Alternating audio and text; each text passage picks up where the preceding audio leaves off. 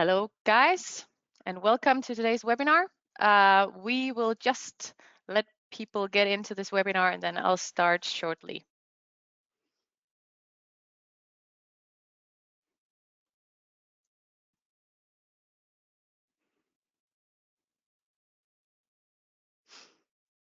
I'll just give them 1 minute. I can see people are coming in, so all good.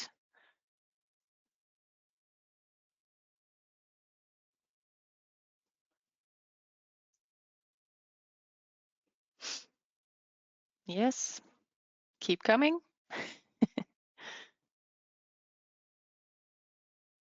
Yes. Nice turnout. Yes, but we would like even more, please. Yes. Okay, we are about that one minute mark now, so let's just jump into it. So welcome to today's webinar, DORA Decoded, Mastering Compliance with ServiceNow. And I'm Michelle from marketing, and with me today I have 3 pretty amazing speakers, but I'll get back to who they are in just a moment.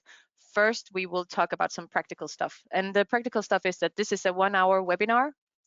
It's in English if you haven't noticed. It will be recorded.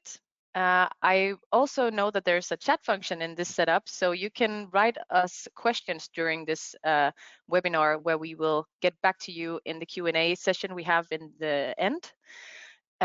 Please write your contact information so that if we don't get to your question, we can reply like a solid answer after the webinar in an email to you.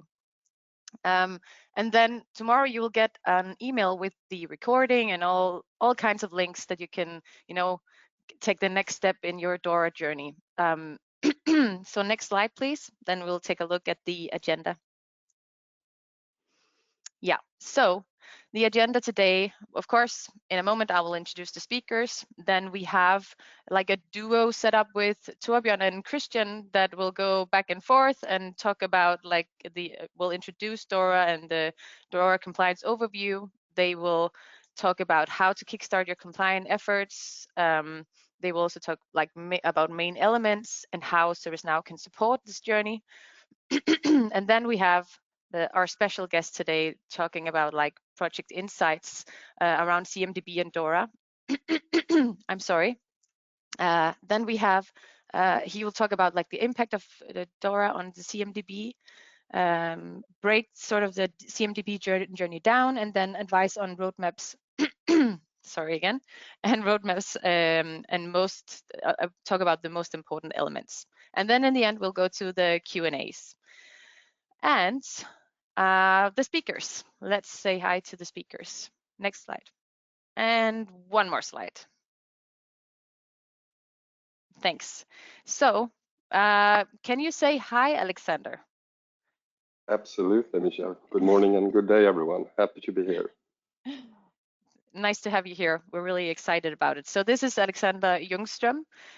He is the CEO of Einar & Partners, and he's our special guest or guest speaker today. If you don't know much about Einar & Partners, we will tell you more about it a bit later, but just to let you know, it's a leading boutique firm in ServiceNow ITOM. That's just the short story right now, but we will get back to that. And he has helped advise multiple banks and financial institutions on their CMDB strategy with focus on DORA. So a good man to have joining us today. And also, a fun fact, if you want to know a fun fact about Alexander, is that he really likes, or he calls himself kind of a drum and bass head. I don't know if you guys know what that is, but it sounds fun, and he loves strobes and lights. So that's a fun fact for you guys. Then we will move on to Torbjørn Remmen. Hello, Torbjørn. Good morning from Oslo. Good morning. So Torbjørn it's his second webinar we did this year with Torbjørn, and the same goes for the next speaker.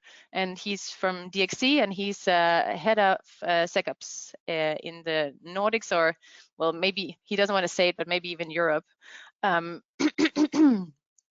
Transforming cybersecurity from duty to delight is sort of his mantra. And I think that sounds pretty good, like a pretty good mantra for us. And And then the only thing more important than cybersecurity for him is family. So it's way up there. And if you want to know a fun fact about Torbjørn, then he told me that he has walked an average of 12,000 steps since having kids, like in the past 5 years. So lucky kids, I must say. I don't think I walked as much in the garden with my kids. But yeah, that's Norway for you. And then we have Christian Ravn. Can you say hi, please? Good morning from Copenhagen. Good morning, fellow Copenhagen people. So Christian is ServiceNow RM solution lead in Europe, and he's an advisor on NIS2 and DORA and ServiceNow projects. And he is connecting ServiceNow RM, sorry, and the risk and compliance landscape. And a fun fact about Christian is that he actually can tell you what day of the week it is if you name a date. Like that's a special gift, right? So you can just tell him a day. I won't test this right now, also because he had kids, so like he could be out of training. So, but you know, he trained his brain to know which day of the week it was if you set a date. That's pretty impressive. Okay, I think it's enough for me, but it was very nice to, I'm very excited to have all you guys joining this webinar, and I will let Torbjørn take the word, and I will get back to you guys in the end of this webinar and just do the Q&A and wrap up. So enjoy this webinar, and the word to you, Torbjørn. Yeah, thank you, Michelle. So welcome to, if you go in TV shows terms, season 1, episode 2 of Christian and Torbjørn's journey into compliance. Today we're talking about DORA. The first slide is now, why now is the time to kickstart your compliance efforts to prepare for DORA. So I've been working with cybersecurity for 15 years, and I have to say, of all the industries I've been across, banking has always been kind of the most mature. And it kind of makes sense. If you ask a 5-year-old, what's the biggest risk of a bank? They will say that someone can rob the bank. And that could be physical or that could be virtual. And that means that it's also one of those few areas where it's actually possible to do quantitative risk, because you can say that, okay, if you steal $100 million, then you steal $100 million. It kind of makes sense. So everybody knows and understands that security in banking is important. But a curiosity with banking is that it's often built on legacy systems. It might be back-end systems from the 90s that have been just bolted up on top of each other. And that's why the industry itself kind of figured out, maybe it's time we do something with security. So there's been a lot of effort. So you have different regulations and standards such as NIS, eIDAS, PCI, DSS, etc., that handle how you secure payment cards, how you secure authentication to banking. And of course, there's all these regulations and agreements between banks and their customers. But still, we see that there's these regulations and all these controls are often just implemented for the tier 1 banks. So if you're a bank with $10 million customers, of course, you have a lot of financial power and it's easy for implement this. But if you're a trading company or an insurance company that maybe just have a few hundred employees, but you have billions in revenue, then maybe you're not that good at security. And also there's up until now been very few consequences for data breaches in the financial market. Of course, there are loss of reputation, and there might be SLAs and agreements you have between the banks, but in general, from a governmental perspective, there's been few consequences. And if one lied about the compliance, few cared, and nobody really checked. So you could have an audit to check, and if you lied about that audit, maybe you never got caught.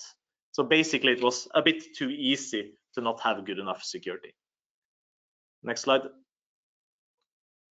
And that is kind of where DORA came into effect. So DORA is kind of EU that came together and say, okay, we see that the banking industry and the finance industry is doing really good in security, but there's a lot of ways to come around securing the industries. So they introduced the Digital Operational Resilience Act, which is a a framework for securing a regulation. Sorry, just looking for the word. Regulations for securing banking or finance. And the goal here is to have a universal framework for managing and mitigating ICT risk in the financial sector. So they figure that it's not enough that some kind of government leader, prime minister or something go out and say, now it's important that we do security well. You actually need it written down in law and that you need someone to follow up on it. So they needed to ensure that every finance institute is held to the same standard across EU. So if you're a bank in Norway or a bank in Germany or a trading company in Switzerland, whatever, you need to understand that your customers' money needs to be secure. And of course, there's this independencies of IT system. Now, everything is on IT. All this critical infrastructure is located on IT systems. So it's important to implement stringent risk identification, response, and recovery measures, meaning that we need to ensure that we build resilient infrastructure, and we need to ensure that our money is safe. We don't really want a new recession because we have some hackers that take down all the financial systems. And I think that's kind of what we're aiming for. And of course, as I mentioned, it might have been a bit too easy to come around this earlier, but to go around security, but now there will be more overwatch and control. We will talk a little bit about this later. Next slide, please. So there's a lot of dates in DORA. I'm not going to go into all of them, but the first is that it came into law in December 2022, and then we have these technical standards that will be implemented or coming the next year. So in January 2024, there will be the first batch of technical standards. These are they're in draft now, so you can go and see how they look, but then they will be finalized, telling you what you need to do to be compliant with DORA. And then the second batch will be released in July 2024. And by January 2025, you need to comply with this. Then you have to be compliant with this if you're in the financial institution. Next slide. Now we're going to talk a little bit about the main DORA elements and how ServiceNow can support. So this will be a back and forth between me and Christian, where I will talk about the high level parts, and then Christian will mention a bit how we can solve this using ServiceNow. Next slide. So in DORA, there's a lot of elements. First, I will go into details about this a bit later, but as you see in this circle, there's a lot of elements. So the first is management responsibility, and then there's management of ICT risk. There's more requirements around incident response, information sharing across the industry, operational resilience testing, third-party risk, governance requirements, competence and responsibility requirements, there's audit requirements, and of course the business continuity and crisis management requirements. And I will dig down into this in the following slides. But if someone just needs to screenshot something, this is kind of the high level stuff. And then we have the management commitment. I think this is a very important part. If you look at many ISO 27001 implementations or other implementations, you always have, okay, management is responsible for security. But what we often see is that IT security, we do all the policies, we do all the governance, and then we just sneak it into a meeting. Here, CEO, can you please sign?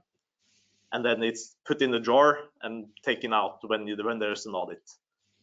And that will change drastically with DORA. DORA really emphasized the importance of management being accountable for cybersecurity, the strategy, policies, and ICT risk management, meaning that they really need to understand the cybersecurity risk. They need to sign off on the policies, and they need to be involved in it's not only that you say that they're going to do it, they actually have to do it. And they're responsible for allocating resources and for managing cybersecurity and ICT risks. One of the important part here is that DORA actually explicitly requires that management perform cybersecurity training to understand cybersecurity risk, meaning that they don't only need to do the mandatory IT security training that all your staff need to do.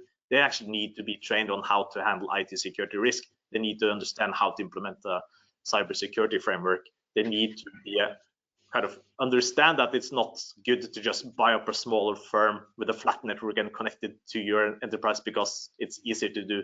They need to understand all this risk, so they need to be trained. And by training them and making them more accountable, it will absolutely improve the security. Then Christian. Yes, thank you very much, Torbjørn. So as Torbjørn mentioned, management is not only accountable for cybersecurity and IT risk management, they are also responsible for allocating enough resources in terms of money and in terms of personnel. So what we see in the top right corner is a classic 3x3 matrix based on likelihood and impact. The screenshot is taken from ServiceNow. It could easily be a 5x5 or 10x10. That's just configurable. And you can also have different matrices based on if you assess IT risks or enterprise risks. And I think what is important to note is that transparency is very important to DORA.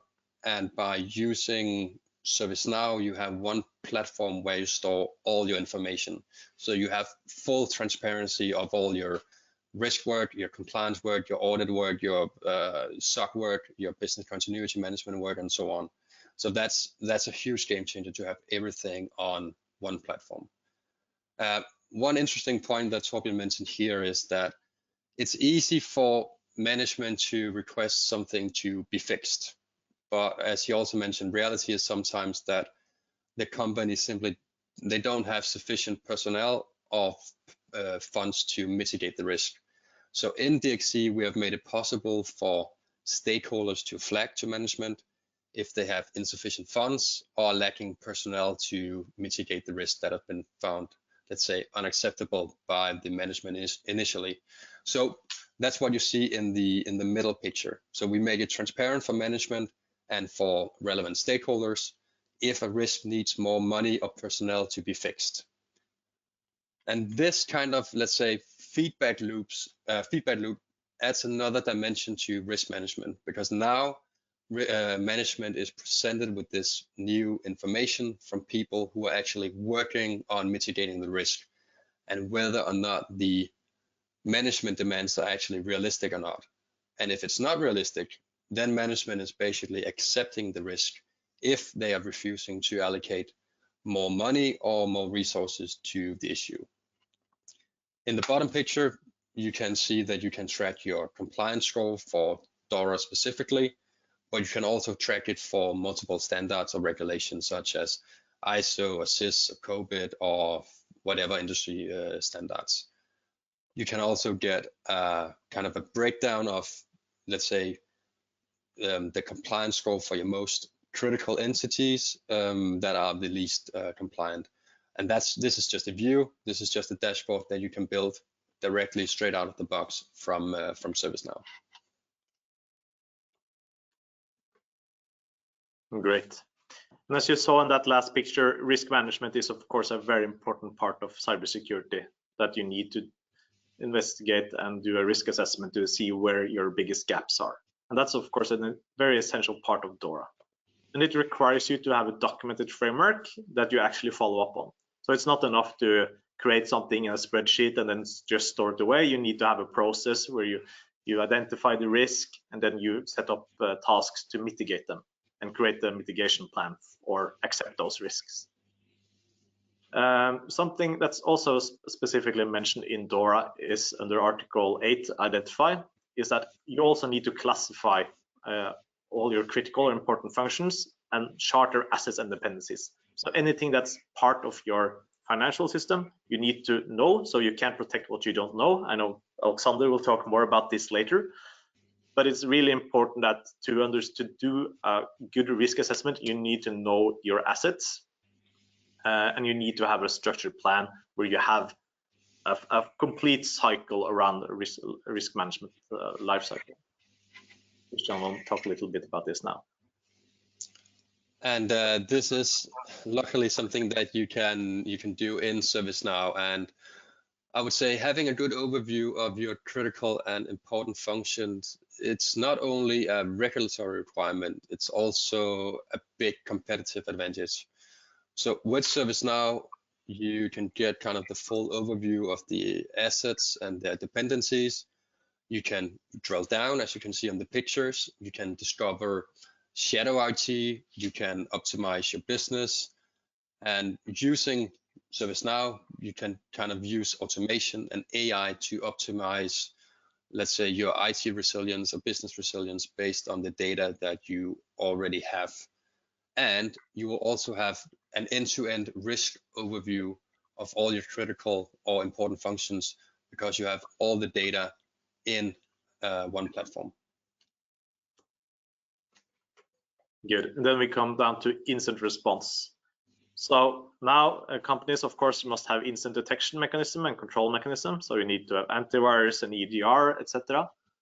A fun fact that I actually discovered while reading through this regulation is that they now actually require you to have a pull the plug infrastructure, meaning that you need to have an overview of your network infrastructure and be able to pull the plug if one of your branches is compromised or you need to disconnect from the network. So that's kind of cool. I've been working a lot with that lately, so I find that interesting that it's now actually getting into this regulation and into law. And you also need to maintain an incident management procedure, meaning that you need to have a formalized, structured way to handle security incidents. It's not enough to just do it ad hoc anymore and hire a lot of good SOC analysts and they'll just handle it. You need to ensure that they document properly, that they document the indication of compromise that's part of the incident, that they log a timeline, that they have a lessons learned at the end, and that you're able to learn and build on that level of incidents that you discover. And of course, you need to have recovery plans in place to ensure continuity of operations. That's kind of why it's called the Resilience Act, is because of course resilience is really important, that you need to have a good understanding of your infrastructure. So again, know your infrastructure, know how it's built up, and ensure that you're able to pull it back up again. And that means that you also need to have plans for how to do that. And DORA will require member states to establish national CSIRTs to coordinate incident efforts among similar industries in not only your local country, but across EU, so that if one financial institution is hit by a ransomware, for example, that information is spread immediately across all the industries, so they're able to protect themselves rapidly. And of course, Christian, don't we have a solution for that in ServiceNow as well? We do. And this is a game changer for your SOC. So working with ServiceNow and kind of use the integrations to other partners, it basically enables you to detect incidents and work with these incidents in a structured manner. And it is really a game changer, and we see that with our customers. So basically, you can standardize your incident process using, for example, the NIST framework. You basically ensure that everyone from juniors to seniors follow the same process. You can perform remediation tasks and investigations directly from security incident response. So that could be, you can isolate hosts, you can disable users, you can search Splunk if you need more data. And I would say probably the most important thing for me would be that you can kind of keep track of indicators and lessons learned. So you have those for future improvement and also for potential governance reporting. And the same goes for business continuity plans and disaster recovery plans. So sometimes we see that these plans are only updated once a year, perhaps, and that's simply not sufficient in today's world. So a BCP or DRP is worthless if it's not up to date. And an example we have seen is that a critical person leaves a company, and then that person is not replaced by another person in the plan. And then disaster strikes and the company is in big trouble.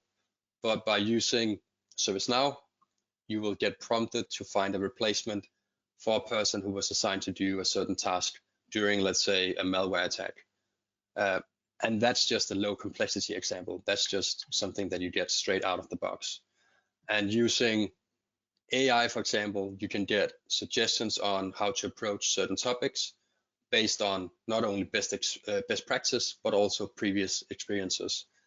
And lastly, we enable you to communicate directly to the appropriate CSIRT from the platform, meaning that if you experience a breach or a near miss, you can send all the relevant information to the appropriate CSIRT, and all the incoming message and communication from the CSIRT will be stored in your system for audit and for training purposes.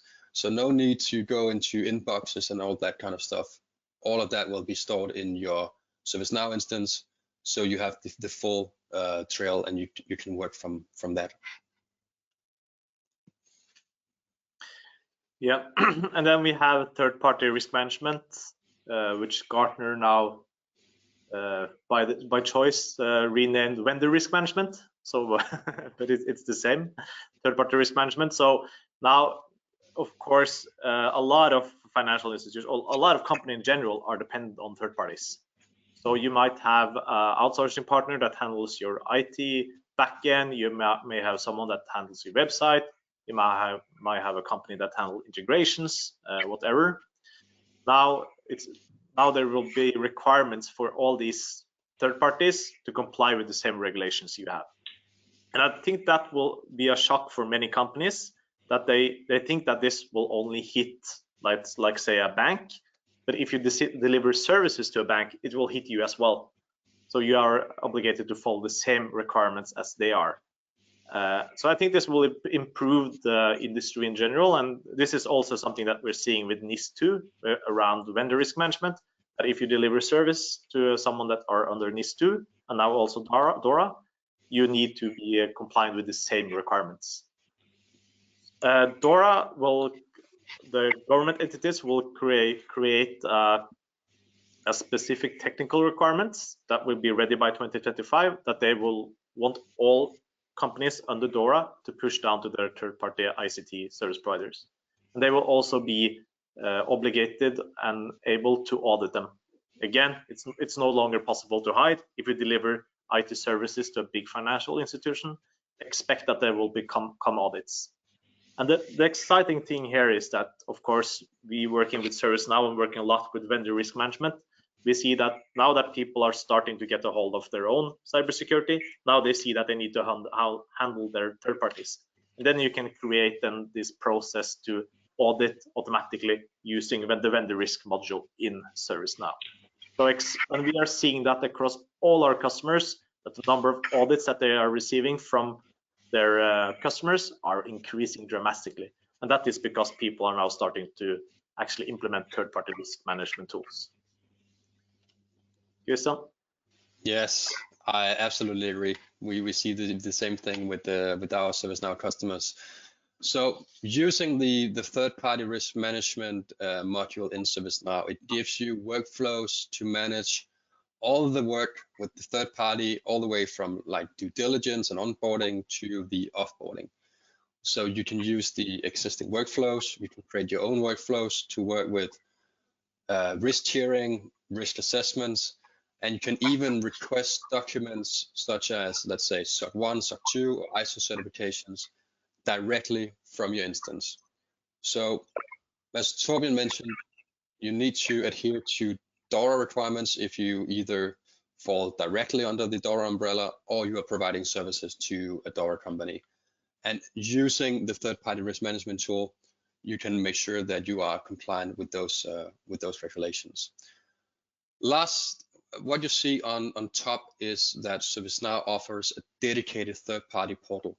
So instead of communicating with your third parties through emails, you simply invite them into a dedicated portal where the third party will go in and fill out relevant risk assessments that you sent to them and upload relevant documents such as ISO certifications, SOC 1 or SOC 2.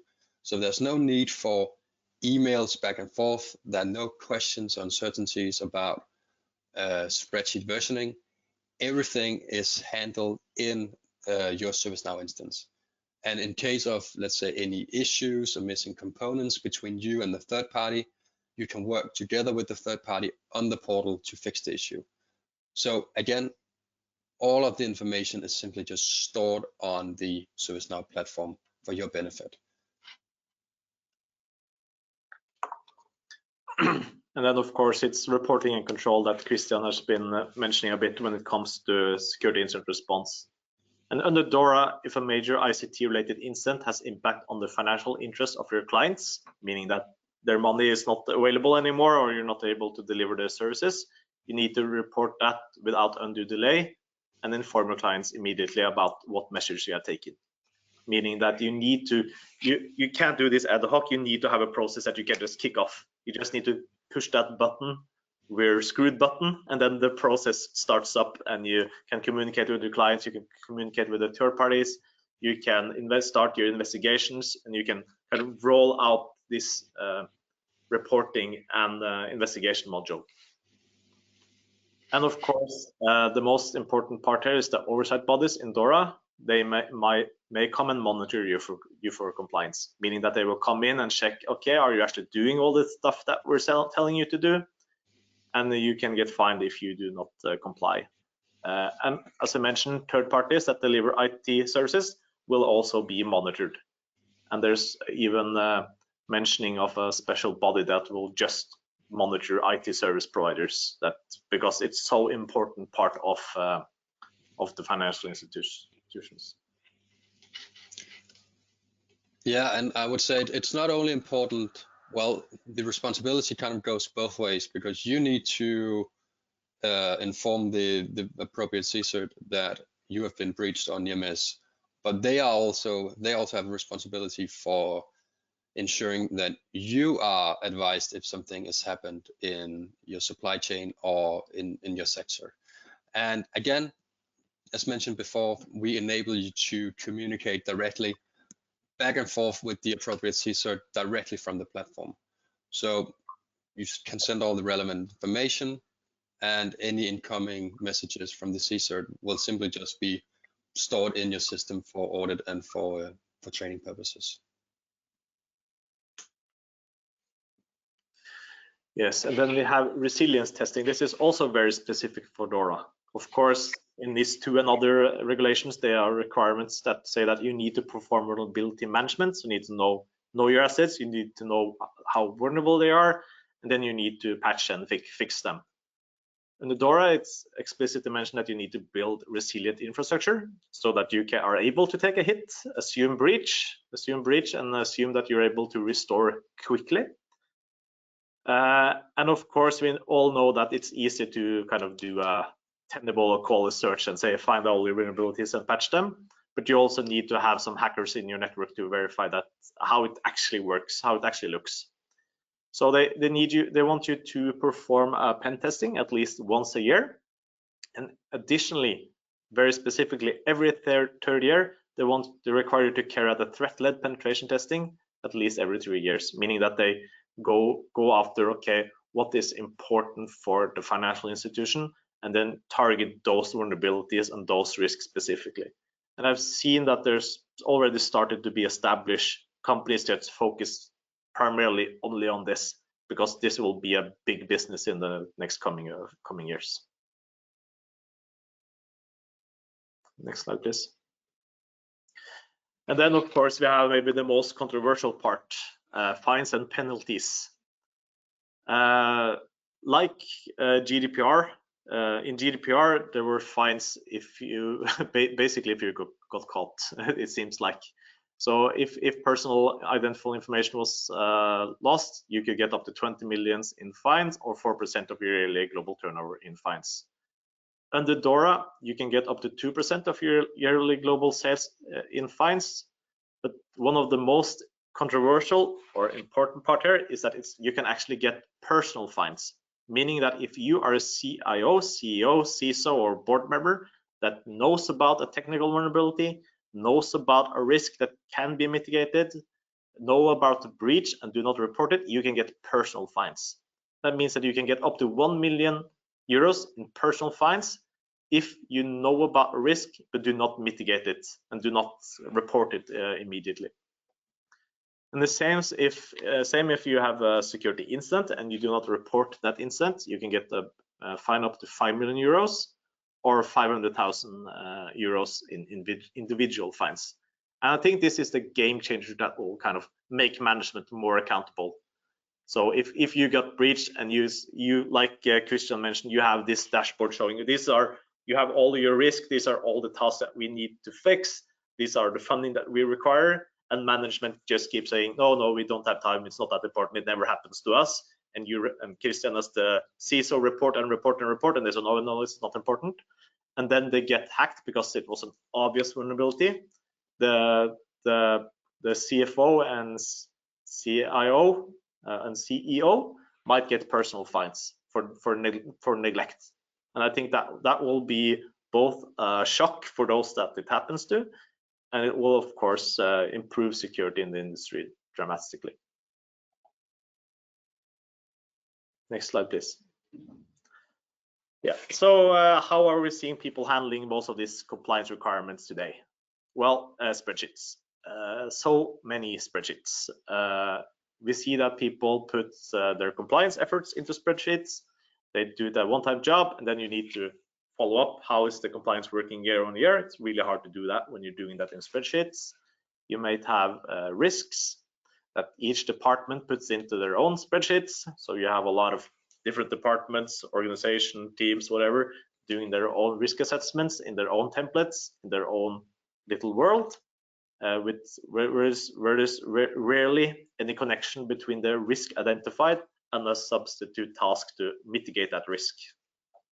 And that is something that you can do with ServiceNow IRM, where you create that process for handling risk. We see that there are non-existing internal audits and monitoring of controls. So again, you can do a assessment on paper, but you need to do that assessment continuously to actually be compliant. And we see that incident response is done ad hoc, best effort, meaning that you might hire the best SOC analyst and some techie geeks that really loves to handle security incidents, but they may just like fix it, close the ticket, done, and don't think about the consequences after that. So you need to have a process in place for that. And of course, the most important part, of course, especially for Alexander that loves the CMDB, is that what we see is that often people just base their assets on what they see in SSM, Intune, and they're not really categorized by version type or dependencies. So that makes it really hard to build resilience infrastructure if you don't really know what you have. And that is kind of the challenge we see people are doing now, and that will change the next coming of years because of DORA. Next slide. Yeah, and over with that, I'll hand it over to Alexander Ljungström that will bring us into this CMDB journey. Definitely. Thank you, Torbjørn, and super happy to be here. Yeah, just like Torbjørn emphasized, I think that the CMDB, if ever, now really becomes that central core component of DORA, as it so much connects to SecOps and other things. So I want to take you through the journey a little bit on how we can actually work with the CMDB in perspective of DORA. But before doing so, if you take the next slide there, Christian, then and the next one after that, then just to contextualize a little bit who I am and sort of about Einar & Partners very briefly. Just like Michelle said in the beginning, then we are a boutique partner when it comes to ITOM in ServiceNow and AIOps. So we pretty much only work with ServiceNow, and we also have a very partners-focused strategy. So quite happy to be here today with DXC. But we have worked especially on data models, this called service operations, as well as CMDB, with specific focus and attention on the financial sector. So some of the lessons and insights that I'm going to share here today are based on real projects that we've done, work together with regulators and auditors. So let's dive into it. If you take the next slide there, Christian. Let's do a bit of storytelling first and contextualize what we see in the market, that when we come out to financial institutions, where they tend to find themselves from a CMDB perspective. Of course, this is generic, broad brushstrokes, so it doesn't apply everywhere. And financial institutions doesn't only have to be banks, it could be others, insurance company, trading companies, technology providers, etc. But what we see is that, of course, there tends to be some sort of inventory or CMDB, either in ServiceNow or, like Torbjørn mentioned, in various sort of tools. But fundamentally, the CMDB tend to be very CI driven. And although all banks and all financial institutions for sure have services, they don't really tend to be very formalized. So heavily infrastructure oriented CMDB is what we see a lot. And to be honest, it's simply often too much data if there is a CMDB, which has too little context really. Also from an application inventory perspective, because this is important in DORA, then of course, again, financial institutions tend to have some sort of understanding about their applications. But when you really look into it a little bit deeper, then it tends to be on a quite high level to really understand how the applications are supporting various business processes, functions, how they relate to services, but perhaps most importantly, how they connect to the infrastructure. That tends to lack as well. And also what sounds like a very simple question around business criticality, we see is quite a fickle mistress to try and determine what is really business critical. Because of course, if you go out to various application owners, everyone is going to say, my application is critical. And last but not least, another thing which DORA really brings into the picture is governance. And naturally, financial institutions, they do find themselves under regulatory requirements. So there is a degree of governance, or at least should be. But again, it tends to be rather manual or poorly enforced. It's not a part really of the culture as such, but it's more really, yes, we need to comply. So we have some sort of document collecting dust somewhere, or outdated data in ServiceNow or whatever system. And same there, heavy reliance on manual processes.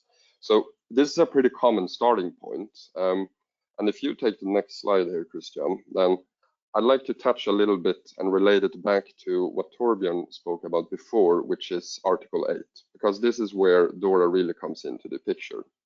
So I'm going to break down a few very short examples of Article 8, starting with the first section, which is about the identification, classification, and documentation of essentially all the ICT supported business functions. So what that means from a CMDB perspective is that it is essential now. It's about time to get really serious about mapping hardware, software, systems, and applications that support these business functions. And keep in mind, this inventory should take place at least annually. Next slide, please. So the other article and the other section there, still same article, but the other section is section 3, which is performing a risk assessment during significant changes. So any major change, such as in the networks or applications, they require proper impact analysis. So how does this really impact, especially the security part of these previously mentioned business functions? And it's not only enough to do an impact analysis, but actually documenting this result as well for management, speaking about bringing up risks and towards auditors. Next slide, please. Section 4 then, it's about identifying all information and ICT assets, including interconnections and dependencies. So in straight up terms, this means the CMDB and configuration management. What is different though is that this also includes a broader set of ICT equipment, especially from a security perspective. For example, firewall configurations and other things. So we really here also want to emphasize speaking about the entire estate.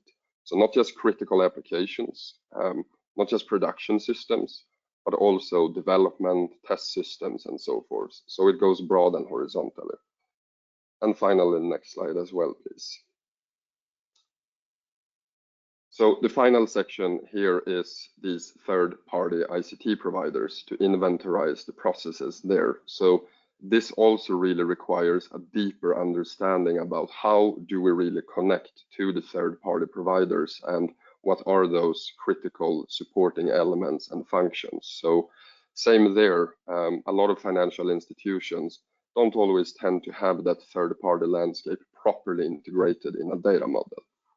So this is where the CMDB comes into the picture. So let's have a little bit of look here if you proceed to the next slides there, Christian. I want to break down the CMDB journey and show how it can look. So again, this is based on when we worked together with regulators. We've done one-to-one mappings between the DORA articles towards the CMDB. So if you proceed to the next slide, then what does it really require then? Starting there. Oh, you go back one. Yes. What does it really require if we start there from the CMDB? The main highlights here really is 4, let's say, key pillars. The first one is impact analysis, and for real. So what we mean with that is, again, is not just enough to have some critical system sort of mapped, but we need to go broad and wide here. And actually also go a little bit deeper of starting to quantify the real impact of things like downtime, cyber attacks, incidents, costs, for example. So visibility, essentially. The other part is ownership and governance.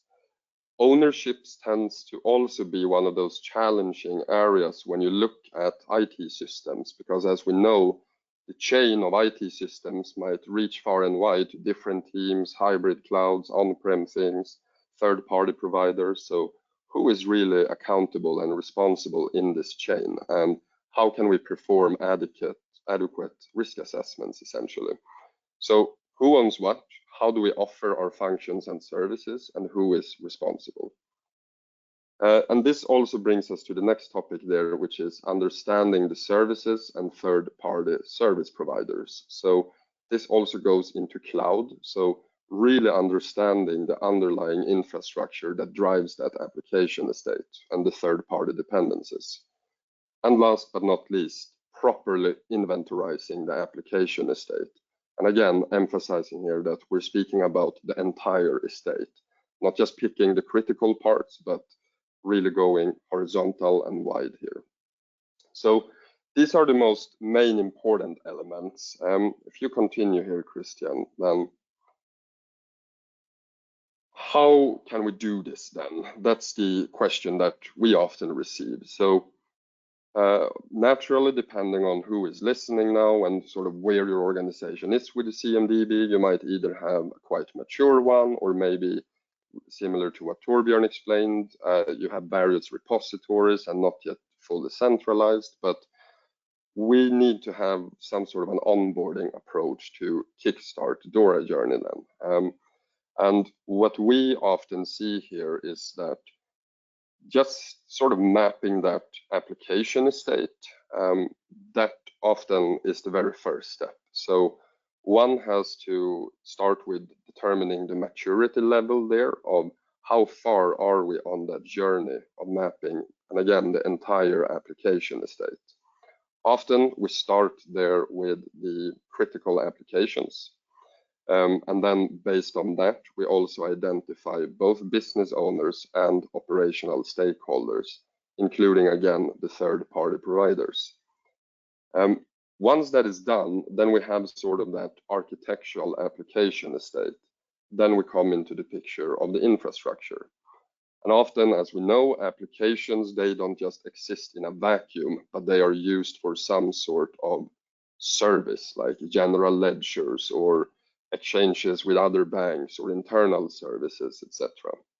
So same there, sort of actually mapping this application estate to the services and the interdependencies as well between different services. The key there is how do we actually map the infrastructure towards the service layer? There are a couple of different methodologies there, but either if you go manual or more automatic, etc., then that is super important. And again, not just focus on these are the servers, for example, but actually looking at the software components on those servers that are critical.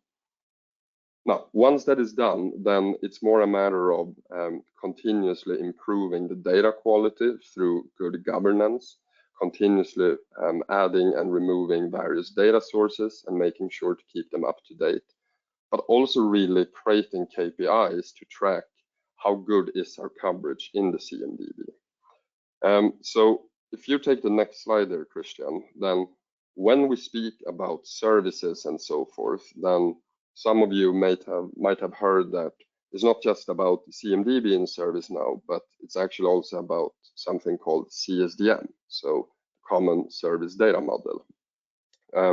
This, if ever, becomes more critical now. So it's essentially a matter of understanding, based on this application estate, what are the real services that we provide? So how are they offered? What are the dependencies? And what are the third-party providers? What are those underlying applications to support these services? And when we say applications here, we don't refer to an application installed on someone's local laptop, for example. No, it's more about what are the environments. So production environments, QA environments, development environments for these various applications. And what are, again, the dependencies between these applications. And finally, contextualizing the infrastructure. A lot of companies, they do have discovery or some sort of integrations in place, but really contextualizing it and connecting it to this, that's where the kicker is. We have worked with quite some regulators on this, and not everything has to be perfect from day one, but the response we often have received together with clients is that as long as it can be proven that this is actively worked on and that there is an initiative for this, and not just on a piece of paper, but that this is, again, something actively worked on, then that tends to make the regulators happy. And it's often good enough right now, at least. So if you continue to the next slide there, Christian, then I'd like to speak a little bit around how can a roadmap look then like this? And also, what are the most important elements of these roadmaps from a CMDB perspective? So some advice when we speak about DORA compliance in the CMDB is, first of all, boost the CMDB governance. It might sound dry and boring, and this is not just documents outlining things, but from a cultural perspective, actually engraving the sense of ownership and accountability, having regular audits around data quality, around support structures, ownership structures, etc. In front of you, you can see some examples from a client that we worked with where there was some critical fields in the infrastructure, like which group is managing certain services or piece of infrastructure, who is owning a particular, let's say, production environment or development environment, who is managing something. We often see things like product ownership existing quite frequently in banks, things like business owners, IT app owners, etc., etc. This tends to have to be adapted to the various organizations. After that, it's about starting the inventorization. So once we have a good governance structure in place, then we're also in a position to start inventorizing the applications. And again, this covers all applications. Once that has sort of been mapped and inventorized, then we also want to start to map it towards the infrastructure a little bit. And again, this tends to keep regulators happy as long as this can be shown and proven. And finally, we do want to start often with this sort of manual mapping. Sometimes organizations go straight for the automatic, but then it's about sort of scaling it, not only targeting the critical applications and infrastructure, but going broader, as I previously mentioned. And that also tends to be the opportunity to more deeply involve application owners and really ask them, what is in your shop? What do you depend on? And what other services do you rely on? So these are some of the core pillars. And to finalize this before we proceed to the questions then, I'd like to mention a real life roadmap example. So the starting point there was that they did have an application/system inventory, which was to around 70 to 80% complete, but the ownership still was very unclear. So the first step is that we really prioritized ownerships. So who owns what? The second step is, again, third-party sort of cloud providers and so forth. We wanted to also understand how cloud ready are the applications that you are working with, the systems that you are working with. So that relates to resilience. And again, what was the underlying infrastructure there? So performing interviews and really starting to map this out. Speaking and relating to what Torbjørn said before, the third step there was really starting to understand the relation towards things like disaster recovery plans, and do you really understand the cost of the impact in case of an incident or in case of downtime, for example. So truly get a process in place for recovery and impact. And finally, what we started doing there was manual mapping of these various applications, infrastructure, and systems based on criticality. So we started with around 80 systems and services in the beginning. Now, later on, this is going to move towards more automatic mechanisms, expanding it, etc. But this is a pretty standard sort of real-life roadmap. So with that being said, I hope this also emphasizes a little bit just how important the CMDB is in relation to everything that Christian and Torbjørn have spoken about, because in a world where everything is IT, then having good track of our IT systems and the infrastructure becomes key. So thank you for the opportunity to share some insights here. And with that being said, do we have some key takeaways maybe? Starting over to you, Torbjørn and Christian. I think the two first ones are from you, right? Yeah, sorry, can I just quickly, just being mindful of time here, because we really want to have like a Q&A session here as much as we can, and of course we'll follow up on all the questions. So I think we just have time to let this stand on the screen and not talk too much about it. I hope you guys can then go back to this slide afterwards when we send out the recording, and then see the highlights here. But I think we need to jump to the Q&A just to answer just a couple of questions, and of course we'll get back to the rest of them. But yeah, this is just the highlights of what we just went through. So if we can jump to the next slide, please. Yeah, so you did actually ask us a lot of questions, and we're really appreciative of you asking questions. And so I'll just jump right into some of the questions that has come in during this webinar. I'm just reading as it is here, and then hopefully one of you can help me answer. We now know that we all can do with what we all can do with ServiceNow, but do we also get to know how we can establish all of this in ServiceNow? That would be helpful. So unfortunately, we don't have time to cover that today, but no, doing a DORA project is something like that's our bread and butter. So we have all the workshops, we have all the modules required, we know what questions to ask. We also can do like demo sessions if you're interested in that, just kind of showcasing how can ServiceNow support DORA from end to end. So if that's something that you're interested in, please reach out, and I'll happily do a presentation for you. And also, we did do a demo on the NIS2 DORA-ish in the previous webinar we had. I'll also share the links to that. So you can have a bit of a look under the helmet before seeing Christian if you want to, but Christian can also, he's very good at that. So no problem. Just yeah, we will help you with the demo in anything. Then there's another question. Given the state of the IT security and the massive patching necessary, as well as harm done by increasing attacks, how is it to be expected that the board will handle risks sound and safe?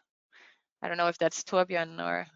Yeah, I think this comes back to what I mentioned in the beginning, the mandatory training, that they actually need to be trained to understand the risk.